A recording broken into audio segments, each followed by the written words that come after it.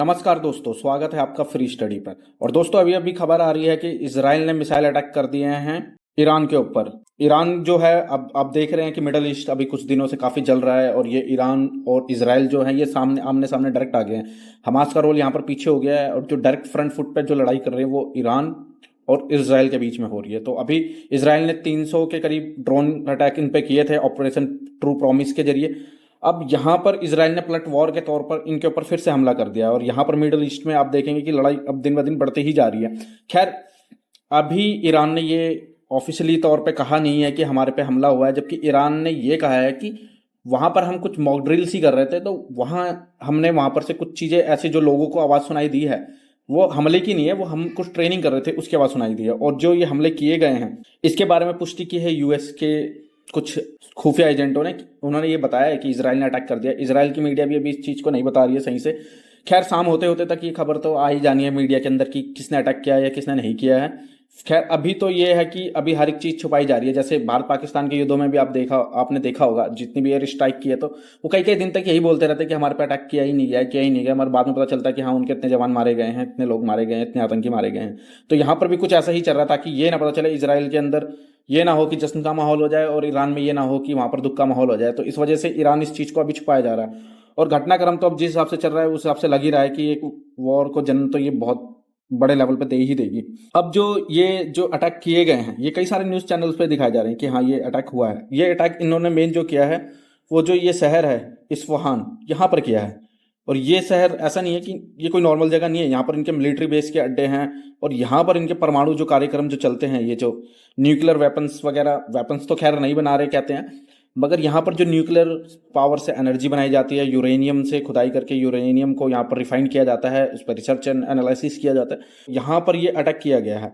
इसके बाद से ईरान ने कहा तो है कि हमने अपने जो मिसाइल सिस्टम है वो एक्टिवेट कर दिए हैं, मगर यहाँ पर ये कह रहे हैं कि हमारे पे तो बाहर से कोई हमला किया ही नहीं गया। तो ये कहा जा रहा है कि शायद से मोसाद के जो एजेंट है उन्होंने अंदरूनी तौर पर ही हमला किया गया है, जैसे हमास करता है, छुपके से अचानक से आए और अचानक से हमला करके चले गए। अभी 2-3 दिन से यही चल रहा था कि पता नहीं हमला करेंगे या हमला होगा या नहीं होगा, पर यहाँ पर अब डायरेक्ट ये पता चल गया कि इसराइल ने हमला कर दिया है। और ऑफिशियली जब ये अनाउंस कर दिया जाएगा तो फिर मुझे एक बार और लगता है कि फिर से फ्रंट पे एक बार और लड़ाई हो जाएगी। और आप देखेंगे दिन ब दिन मिडल ईस्ट का जो जो घटनाक्रम है, ये जो लड़ाई है, ये युद्ध है, ये बढ़ता ही जा रहा है। और बढ़ने के कुछ इंटरनेशनल पॉलिटिक्स के रीजन भी हो सकते हैं, कुछ वैसे भी हो सकते हैं। यहाँ पर मगर एक चीज आपको जानने की बड़ी जरूरत है, ईरान ने इसराइल पे हमला किया तो इसको इसराइल ने किस तौर पे देखा होगा। तो यहाँ से आज से कुछ साल पहले की मैं आपको बात बताता हूँ। 1976 के आसपास की ये बात है। इसराइल ने एक ऑपरेशन लॉन्च किया था, इंतबे। ये ऑपरेशन क्या था, इस पे कुछ इसराइल के नागरिक जो थे एक फ्लाइट में यात्रा कर रहे थे, वो फ्लाइट ना हाईजैक करके उसको युगांडा ईदी आमीन के शासनकाल के टाइम पर ले गए थे वहां पर। तो उनसे ये कहा गया था इजरायलियों से कि आप समर्पण करें और ये जो लोग हैं इनको हम छोड़ेंगे, और उसके ऊपर कुछ शर्तें रखी थी इन्होंने, मगर इसराइल ने वो शर्तें नहीं मांगी। और कहते हैं कि 1 या 2 व्यक्ति, शायद से मेरे को सही से याद नहीं आ रहा, उतने ही लोग मरे थे, बाकी वो सारे के सारे एक कमांडो ऑपरेशन के तहत सारे के सारे लोगों को छुड़ाकर ले आए थे। तो इससे भी यही पता चलता है कि यहां अगर ईरान ने उन पे वार किया था, अगर इसराइल उन पर पलट वार नहीं कर रहा, तो एक तरीके से ये इसराइल के पावर के डिक्लाइन को दर्शा रहा है। और इसराइल के पावर के डिक्लाइन का मतलब है कहीं अंदरूनी तौर पे, क्योंकि यहां हम बातें कर रहे हैं इंटरनेशनल पॉलिटिक्स की, और इंटरनेशनल पॉलिटिक्स में कोई परमानेंट फ्रेंड नहीं होता, कोई एनिमी नहीं होता, और इसके हित ही बड़े अलग से चलते हैं। रीजनल पॉलिटिक्स में तो आपको समझ में आएगा, मगर इंटरनेशनल पॉलिटिक्स में आपको इंटरनेशनल प्लेयर्स को देखना पड़ेगा। और यहाँ इंटरनेशनल प्लेयर कौन है, यहाँ इंटरनेशनल प्लेयर है यूएसए, और ईरान की तरफ से आप देखेंगे कि रसिया है कहीं ना कहीं, और रसिया का यूक्रेन पे युद्ध चल रहा है, और यूक्रेन की जो मदद करे जा रहा है वो अमेरिका करे जा रहा है। तो इस हिसाब से आप समझ सकते हैं कि इसराइल के साथ अमेरिका खड़ा है और ईरान के साथ रसिया खड़ा है। तो ये एक तरीके से ट्रेनिंग हब ना बना दे कि यहाँ पर मिसाइल परीक्षण टेस्ट करने का यहाँ एक रहे या दूसरा रहे, इस तरीके से।